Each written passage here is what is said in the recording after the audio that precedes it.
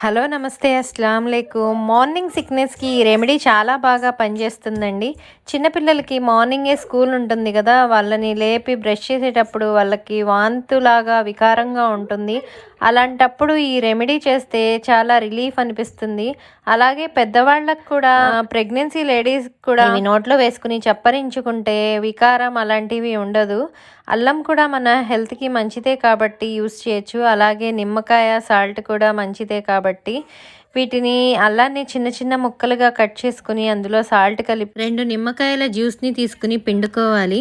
తర్వాత వీటిని బాగా ఎండలో ఆరబెట్టకూడదండి. ఓన్లీ ఫ్యాన్ కింద నీడలో ఆరబెట్టుకోవాలి. ఇవి ఆరడానికి ఒక 2 డేస్ టైం పడుతుంది.